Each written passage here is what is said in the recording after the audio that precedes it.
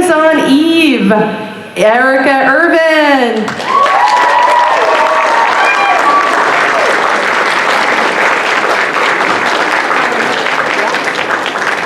And last but not least, one of the creepiest clowns to ever grace the small or big screen, Mr. John Carroll Lynch.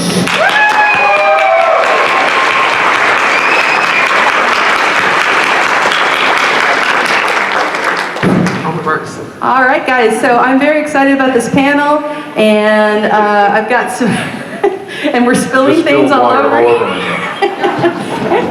We've already had accidents, so yay. So first off, I'm just going to start. You managed to make this, John, you managed to make this hulking, terrifying clown human. And I wanted to ask you about doing that, especially with basically like you're acting with your eyes for the most part of this show.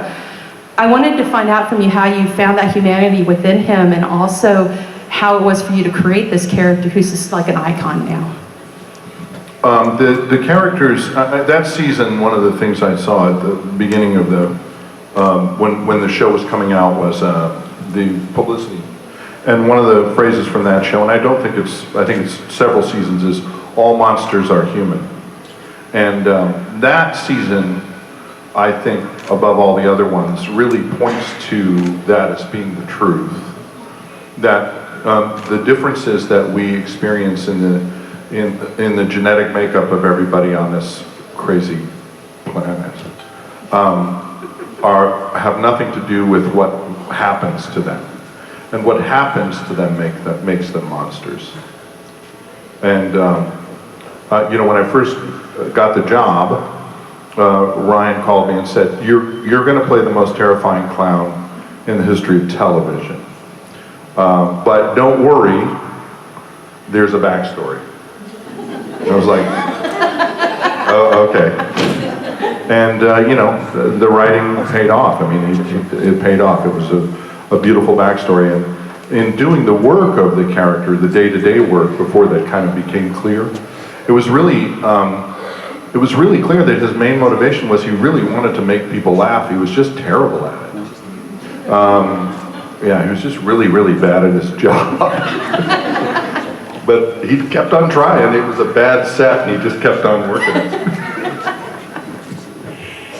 Well, and this kind of goes into, like you said, all the monsters are human, and the monsters were the most, you know, the monsters were the humans in this. And yeah, the people, you know, people who are the marginalized people in the show are the ones that are the most caring of each other and for each other in the show.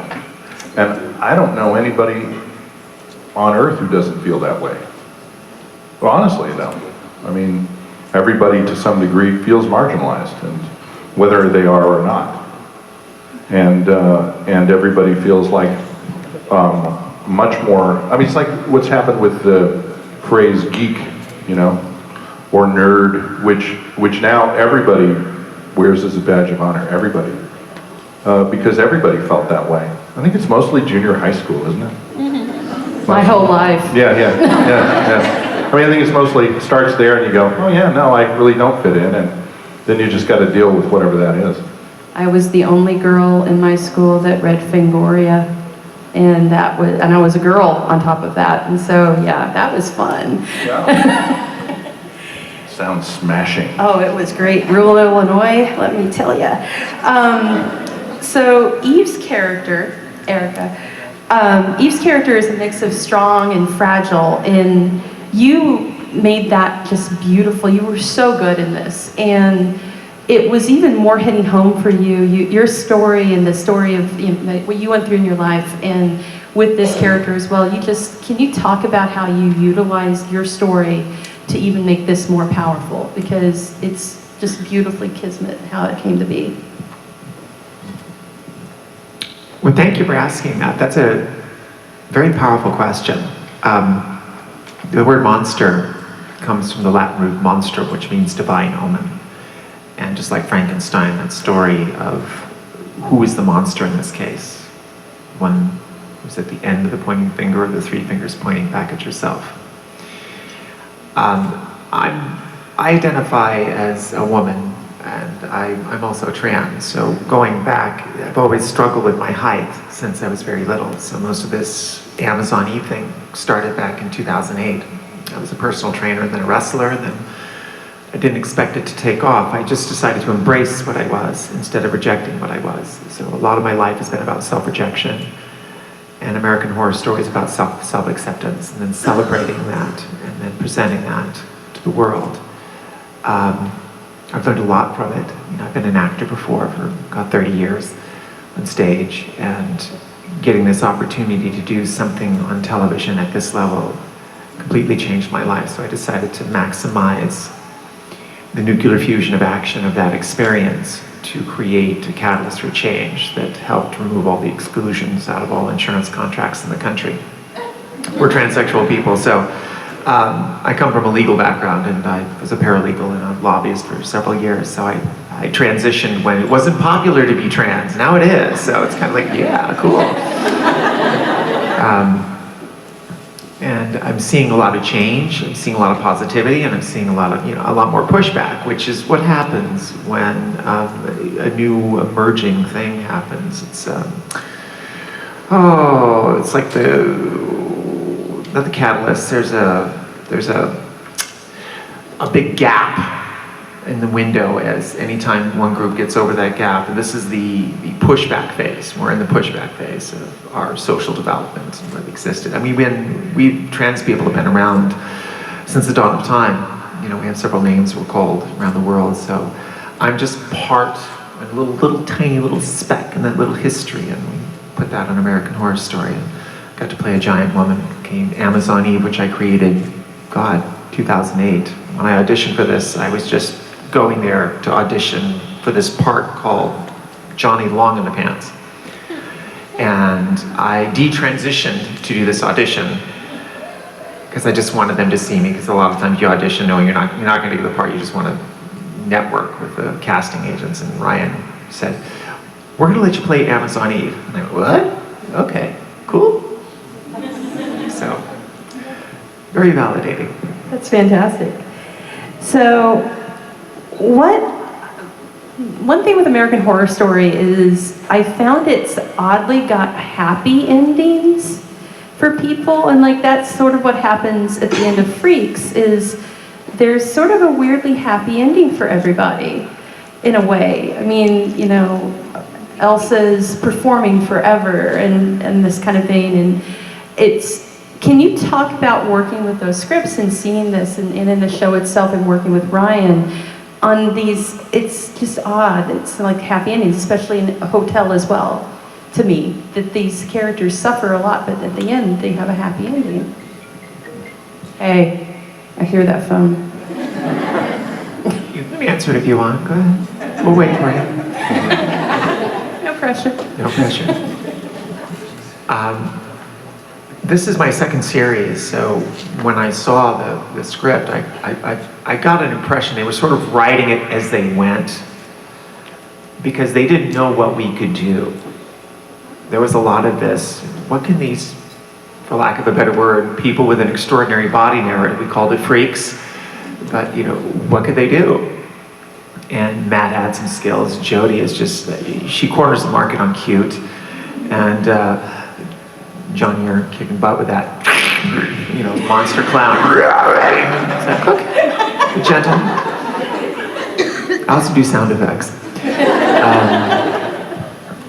I think of the first episode, I had to just, okay, time to show off. So I went up to Ryan, and there was this moment where we were taking the sheriff off to the to be hacked up, and I said, "Let me get my freak on." What does that mean? So let me pick him up. You can do that? Yeah, I can do that. I've been doing it for many years, taking men and body slamming them. So you know, I was a wrestler for a while. So I did that, and from then I got a fight scene with Michael Chiklis. It's like, yes, I finally got to do a fight scene in a TV show. So it's very exciting. I don't know if I answered the question, but just to go through it, it's just a lot of excitement. Good. There was a lot of excitement for me. I mean, I don't know if everybody at the freak show is in a ditch dead. that's super happy. If I recall correctly, that's what happens to everybody who meets, you know, Finn's character. Everybody dies when that guy shows up, Dandy shows up, so. But I do think it's interesting. What's funny, they do write as they go, and I think that season particularly, they were really excited that there were so many people with chops, you know, that could carry scenes, and that was really cool. And I don't know that they expected that. And I thought that was part of the joy of that season. But also, they're writing as you go, and you go, well, I die in episode 5. Well, that doesn't mean you're not coming back. You know, that doesn't matter at all in this show, that whether you die or not, you know. I love that about the show, is you never know where it's going to go.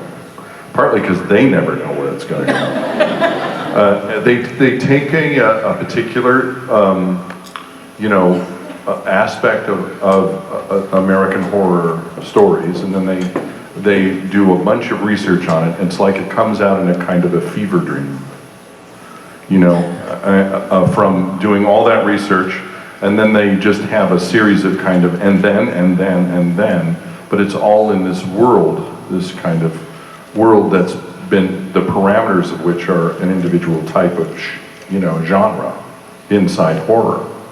And like, for instance, Murder House, you know, the haunted house is, there's so many films that are based on that idea, and then they watch them all, and they talk about them all, and then they just make one. And then the train just starts going, and they keep on going. I mean, that's one of the things I think that's so great about the way in which Ryan and Brad and everybody have created the show, is that you really don't know, even when you're making one, where it's going to head. So have you ever seen like the writer's room and gone in and visited and seen what it looks like in there? Is it like a crazy walls of written insanity? I'd love to be a fly on the wall. I know they keep the show's top secret. Really top secret. We all sign NDAs, you know, we can't tell you, we'd have to kill you or something like that. It's just there's no disclosure, and they control that. And I think that's necessary, because part of this is a magic trick.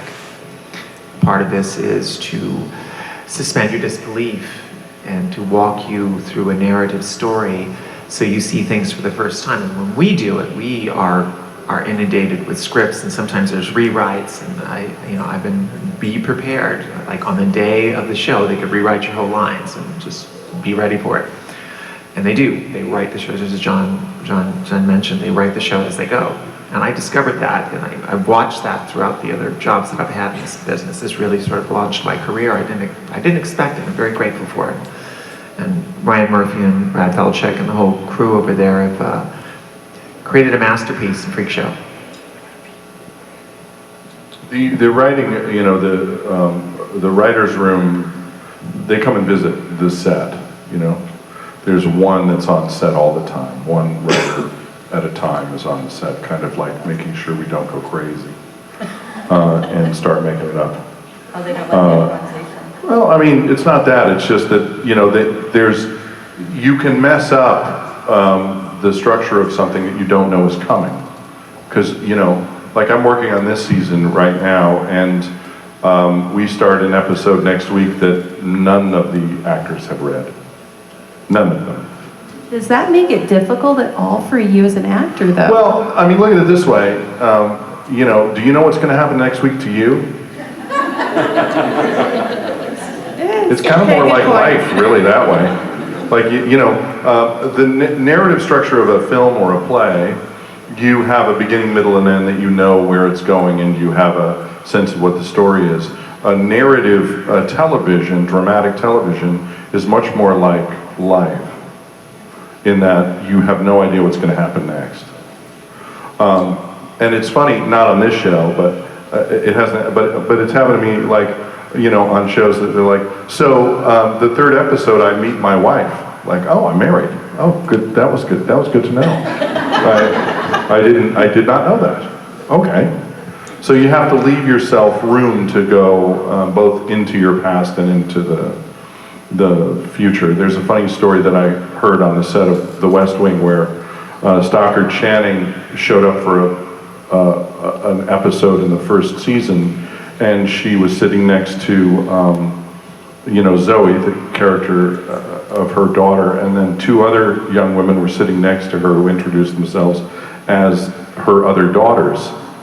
And she's like, "Oh, I have 3 daughters." Okay then, now I have 3 daughters. And that's kind of how television can work. And the other part is you just don't know what's going to happen next. Now, I don't think that changes how you play. The stakes of my life are the same, whether I know what's going to happen next week or not. What's happening today is what's happening. That's a really good insight and answer. I like that. Thank you. So kind of piggybacking off of that, and then I'll pass it out to you guys. I wondered if you could talk about I've been speaking a lot to people about using genre to talk about issues in society, and especially with Freak Show, they did a lot of that. Can you talk about utilizing horror or sci-fi, even in your role in The Walking Dead? You utilize this to talk about like guilt and revenge and letting go. Can you talk about utilizing like a genre like horror and showing people that it can be respected?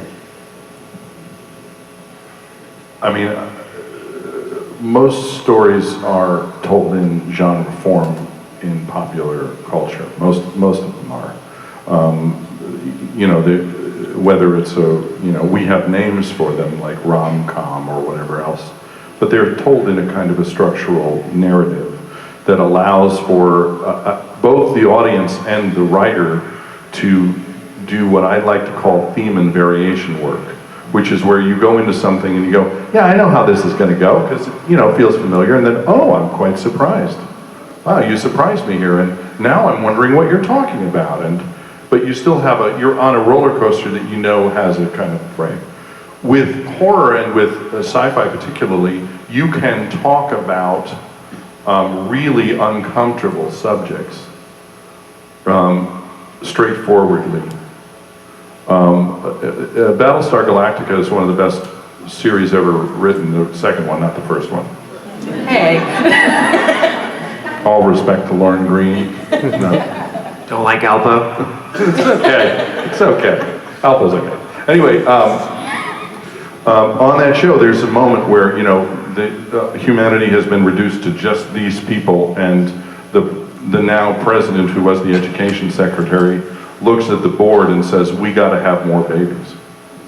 We have to have more babies."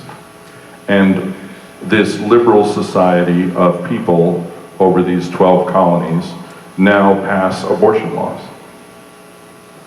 You can't really have that discussion about abortion in that way if you're not on a spaceship.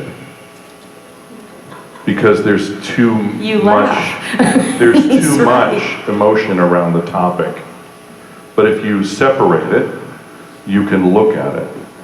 And the same thing is true of race, gender, sexual orientation. These things come up more and more, and it's really interesting too about the backlash towards things. People's fury about who they cast as Ariel in the live action Little Mermaid. And people are furious about it. Don't you know all mermaids are white? It puts people into it puts people into a social reverb. They go, wait a minute, hold on, just a second. That's not it. And I think that's a great thing about genre, is that you can shake it up and surprise people, and they'll maybe look at, I feel like that when that happens to me, that makes me look at my preconceived notions in a safe space, I guess, is the way I'd put it. I don't know. How do you feel about it? When you said spaceship, think of our planet as like a spaceship. Yeah, exactly. And it's not something we can dismantle and put back together again. It's like you can do that with a car, but you can't do that with a cow. You can't take a car apart. You can't take a cow apart and put it back together again. Same thing with our planet. It's all we got. It has limited dimensions and has a tiny little sliver. If you watch the guys that are on the space station get to see this. We don't get to see this. There's this thin little layer of atmosphere, and that's it. It's like between there and death. It's that severe. And I think that line is where horror likes to cross. To let you know that you're human, you're fragile, and you have limitations. It helps you create axioms for your own barriers in life, and your own limitations, and your own possibilities. That's kind of heady. Well, I mean, it goes to another thing about The Walking Dead. Yeah, I think it's fascinating that one of the most popular shows ever on television is essentially about dead people. Mm-hmm. That both the people who are zombies and the people who aren't are the Walking Dead. And everybody knows it when they tune in. Like, I'm going to tune in and watch The Dead for an hour every week. Yes. And I'm going to find out what being alive for someone with a terminal illness is every week, and the decisions that people make around that. Mm-hmm. And I was diagnosed with prostate cancer 6 years ago, and and it's funny to walk into an office and go, "You're healthy, you're healthy, you're healthy. You have cancer." And you go, "Oh, I have cancer now. I didn't yesterday. I do today." And gratefully, that's a type of cancer that is treatable and addressable, and it has been. And I'm at this moment, I have no discernible levels of the PSA, so that's great. But it's also really clarifying. It's like, oh yeah, I have limited amount of time here, so today is really, really important. I think of it like, there's a reason why there's a time limit to soccer. Because without a time limit, it would be the most boring game on earth. Boring game ever. But with a time limit, every single rush down the field has value and meaning. I think that's true of us too. Like, I've got a limited amount of days here. I'm spending it with you. This moment I'm spending with all of you. That's what makes it valuable. That's what makes it important. Without the time limit, sitting in this conference room would just be like purgatory, for forever. Nothing against us. He's not saying nothing against us. Nothing personal at all. Well, We have the gift of your presence, John. Yes. And that is a present. that is, give it up. Yeah.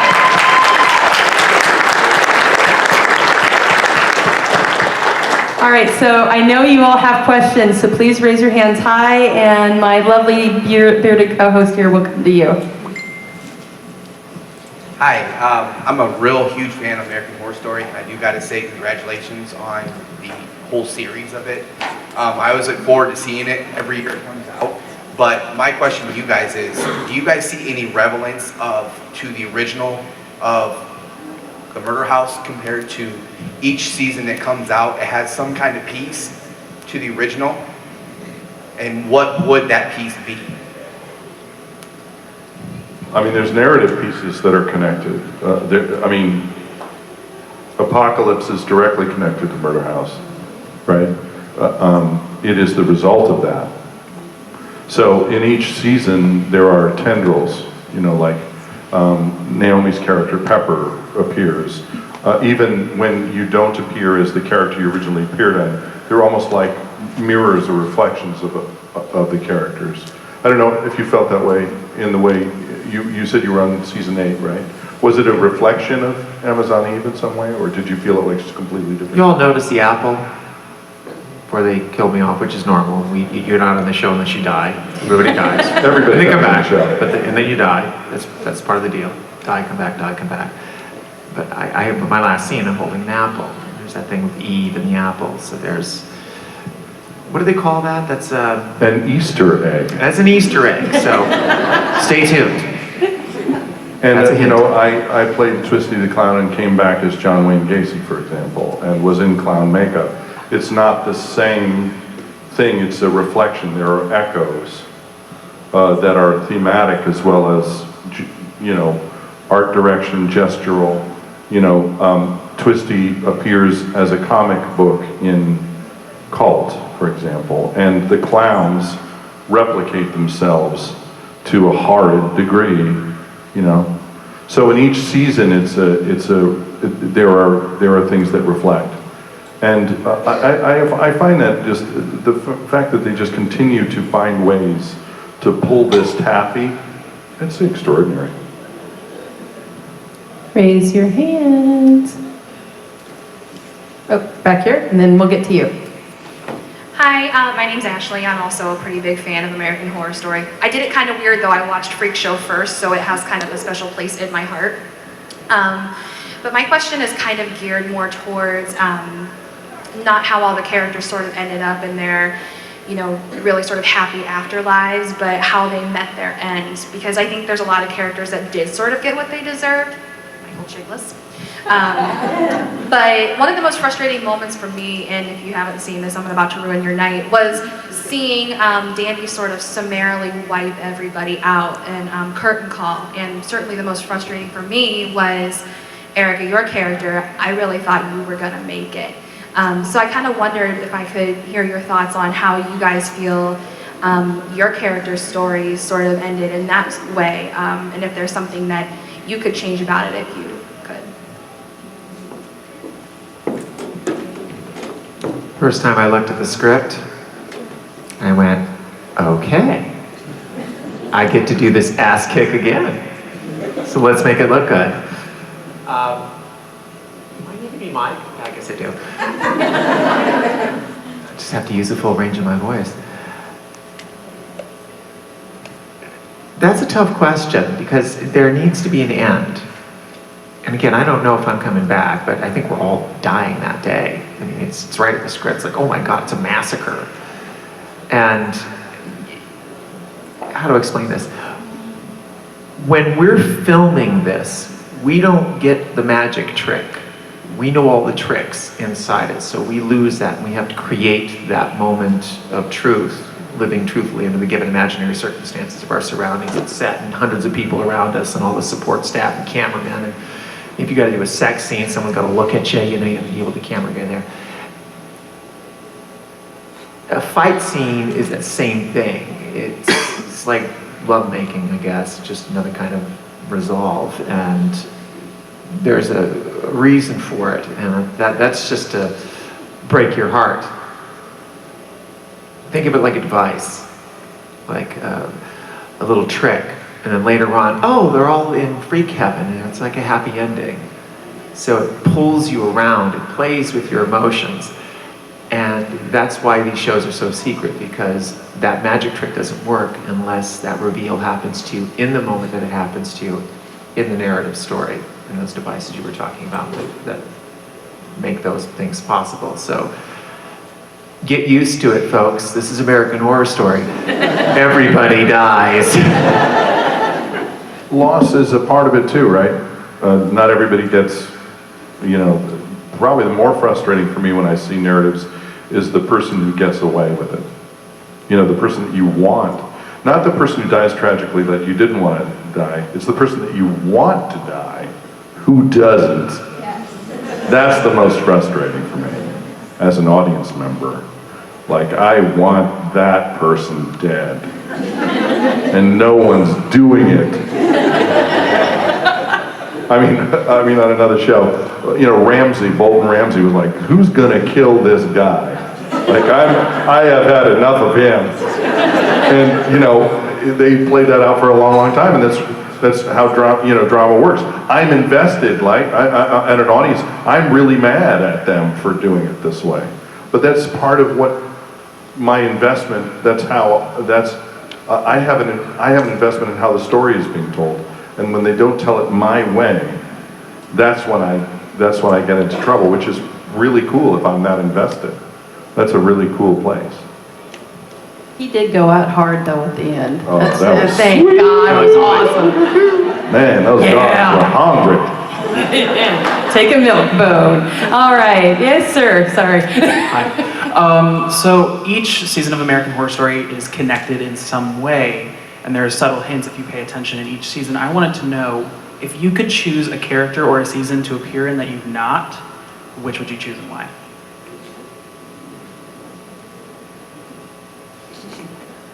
Coven.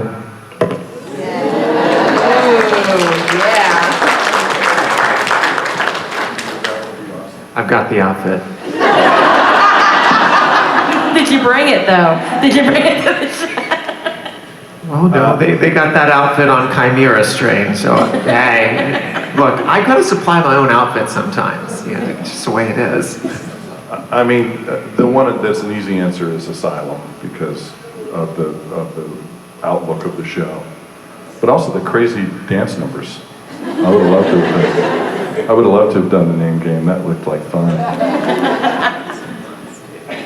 And do we have someone? I saw some hands. Where'd you go? I know you have questions. There we go.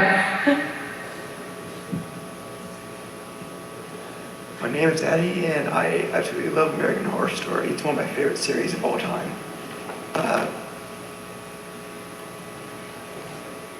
What was your favorite scene out of any seasons you've been in? What was your favorite scene and why?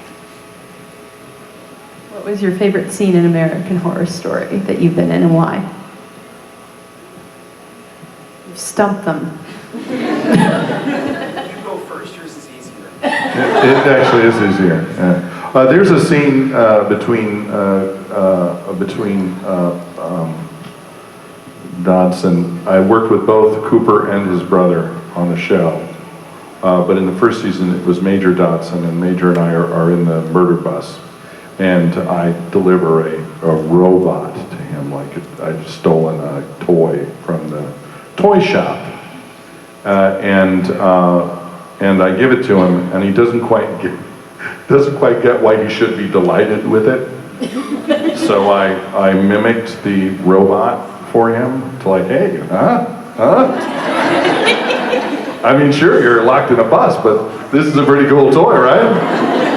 And that was the moment that I realized, oh, that's what the character is doing. That's when it's all clicked in for me.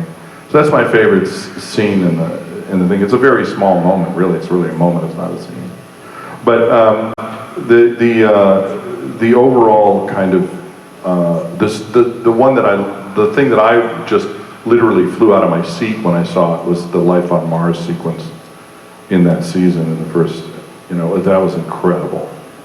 That first Life on Mars sequence was amazing.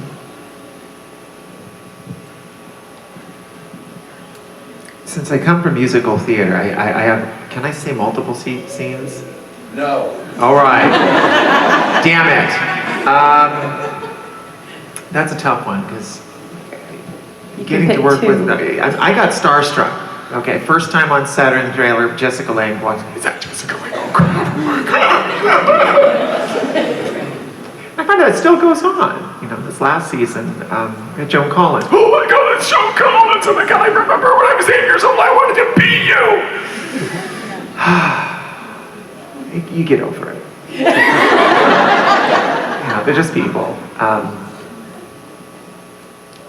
I think the most that I get, because the thing that I can use and really translate most is my fight scene with Michael Chiklis. So that's the line where, who's the strong man now? And I did not expect that to have that impact. It just broke the internet for a second, that it did, because then that led to other things. But Angela Bassett, there's an officer on deck, when you're in a scene with her, and you're commanding, scene, boom, freak women only. It's like, wow, with the knife, okay. That's tough. And Kathy Bates, that monologue, they're really hard. It's really hard to say a favorite scene, because I was in every single episode and there was so much going on and so many moving parts. Having a favorite, there's some highlights, and those are the highlights. My musical numbers with Jessica Lange, Kathy Bates, that moment where I'm in the moment with her, and then Angela Bassett, we're going to tar and feather this guy, Michael Chiklis. And I didn't get to work with, Amazon didn't get to work with Twisty. Twisty was off in the background somewhere spying on, lurking. Doing a lot of lurking. A lot of lurking, stalking. Lurking and skulking mostly. Knowing Ryan Murphy, I might put them two together. There might be a big fight scene, who knows? Kidding. It would not have gone well for you. Challenge accepted. Oh man. So do we have any questions within the audience? Oh, do you have one? Does my mic man have one? While you're thinking, I'm going to ask a question. Here's one right there. Oh, right here. Run. Ha ha ha ha.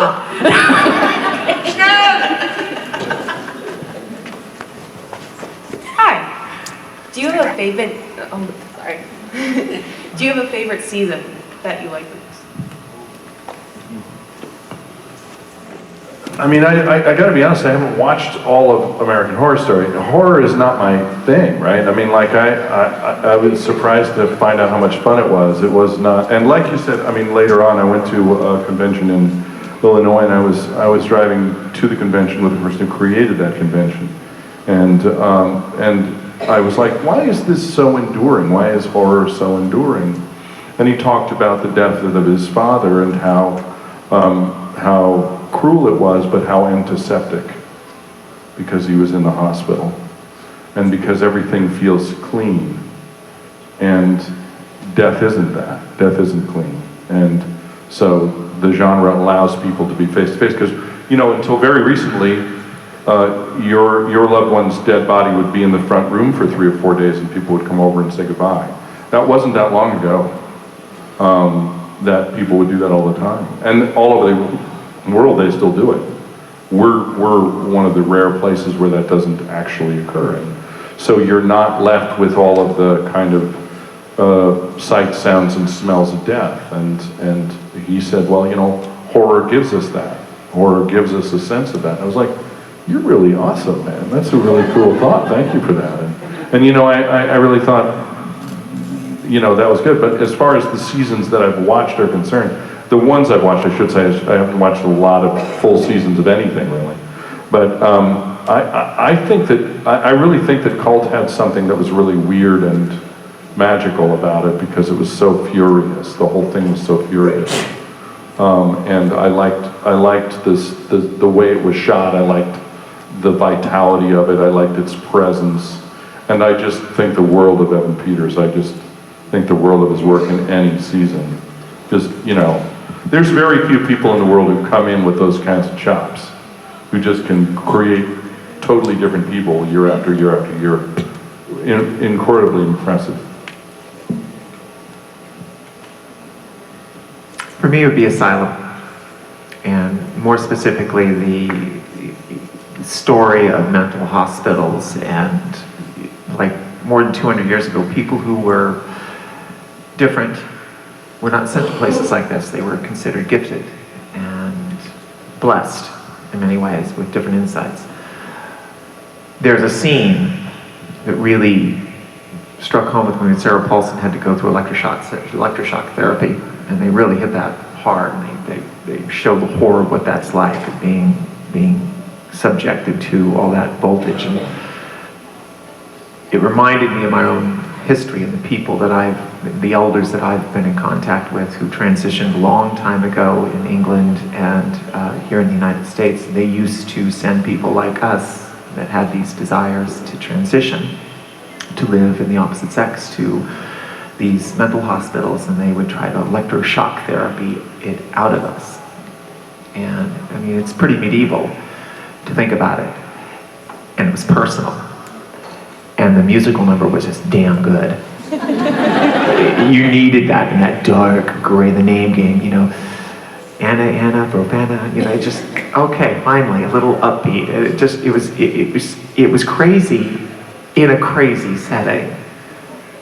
And I think as a device to tell that story and to elevate it together, it makes it memorable, it makes it beautiful. It takes that ugly and changes it, twists it, makes it easier for us to accept death and mental illness, because each episode has a spine. I think Murder House was about lust or envy. Asylum was about mental illness. I think Coven was about ambition, and Freak Show was about discrimination. Cult was, well, cult. And That one's easy. It's right in the title. Hotels were hotels. They're Yeah, terrifying. it's so forth. You keep going. They're just terrifying. So They have trains in them here. What the hell? there's a train in our hotel too. Oh my God.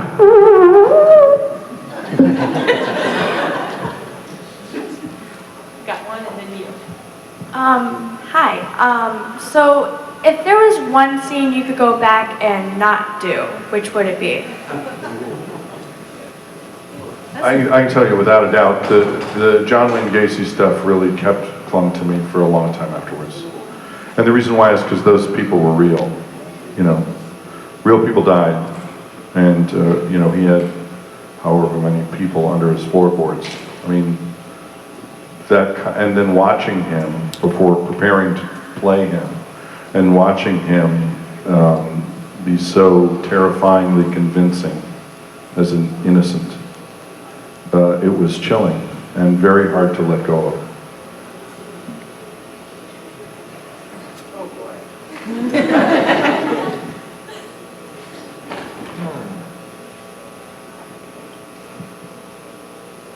Can I say something from season 8? A scene I would not want to do again is where I die in season 8. Because that hazmat suit was so uncomfortable. Flopping on the ground outside. So, in fact, I wouldn't have turned it on him, It's like, yeah, I'm not going to go without a fight this time. So just once, one take. And they don't let you do that, so that would be me from season 8.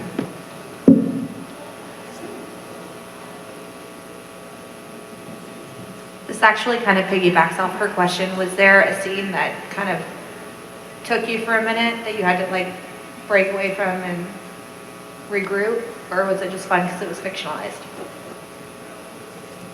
It's funny, you were talking about the pieces of stuff, right?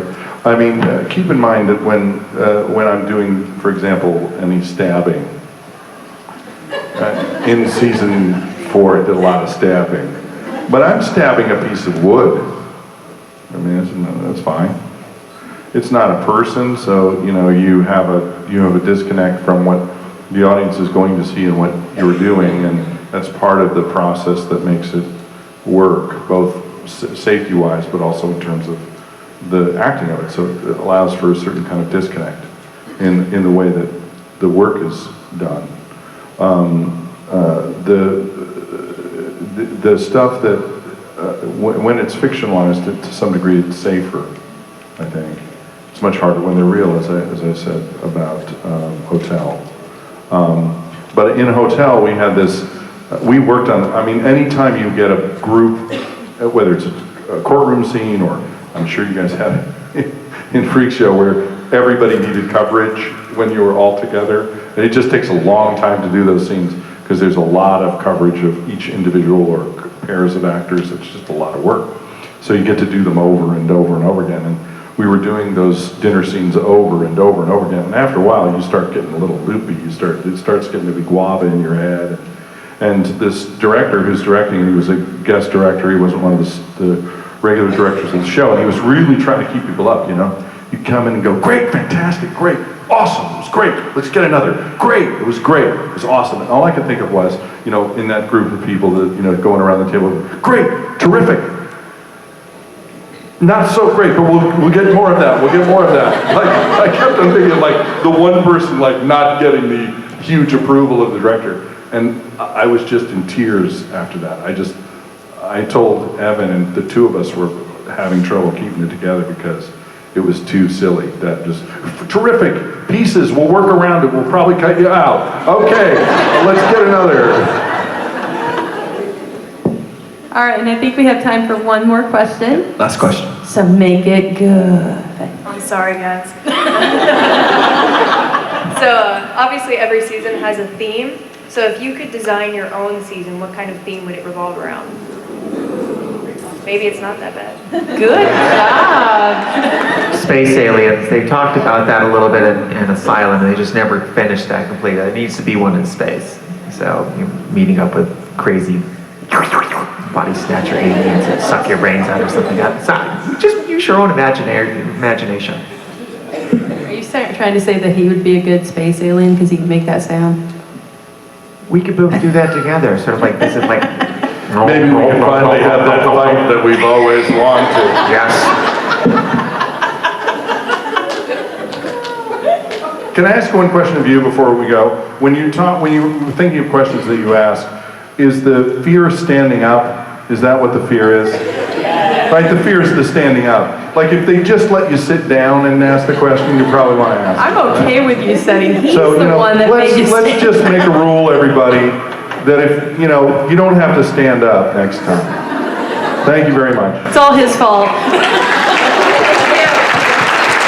Give it up for American Horror Story.